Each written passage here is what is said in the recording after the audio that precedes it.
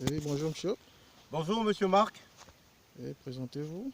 moi c'est Monsieur Landry Bongo et Filier, voilà, directeur de Ebony Agrotechnologie, une société qui est née en 2013.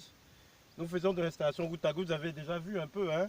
Voilà, on fait de l'installation goutte à goutte et là on a été coopté pour un projet de Anader. Oui, Voilà, Anader est la structure qui nous a recrutés comme entrepreneurs pour le réaliser. Là je vous ai montré un peu les photos des oui, châteaux oui, là, oui, oui. voilà, le château d'eau. Là on a installé un système californien, mais ici vous avez un projet voisin qui est le projet de PAFACI, c'est-à-dire projet d'appui à la relance des filières agricoles de Côte d'Ivoire. Voilà. C'est un projet qui a été piloté par le FIRCA, la DCVI et l'AFD. Voilà. C'est dans le cadre d'améliorer la productivité. Parce que vous remarquez, l'an dernier, comme ça, le kilo de tomate était à près de 1000 francs. Voilà. Et là, on constate qu'il n'y a pas assez de vivriers. Alors que les vivriers, c'est un secteur qui est vraiment rentable. Et on a décidé, comme ça, l'État a décidé, avec aussi certaines structures bienveillantes comme l'AFD, le FIRCA, d'installer des villageois. Voilà. Donc là, ils ont fait 2 hectares, ils sont pratiquement en fin de récolte de tomates, hein. De l'autre côté, c'est des aubergines blanches ou kotobi. Alors, on a 1 hectare en goutte à goutte ici. Viens faire un plan sur... voilà,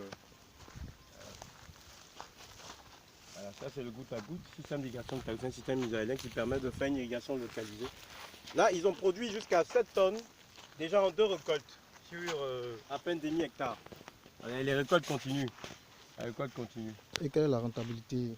Bon, la rentabilité, c'est que 7 tonnes aujourd'hui, bon, au bas mot, le kilo de tomate est tombé, mais on est à 500. Déjà 7 tonnes, ça fait 3,5 millions, c'est pas négligeable. Alors, pour des jeunes qui sont au village, ça peut leur permettre de subvenir à leurs besoins, de s'organiser même mieux dans la vie pour vraiment s'insérer dans la société, quoi. Et les aubergines là, le sac d'aubergines est à 25 000 actuellement. Allons, vous allez voir un peu les aubergines Kotobi là. Bon, nous, on est de l'autre côté. Vous avez vu les photos, non? Oui, oui. Voilà. On est en train de refaire le château là. Le château qu'on a installé. Voilà, c'est ça le goutte à goutte.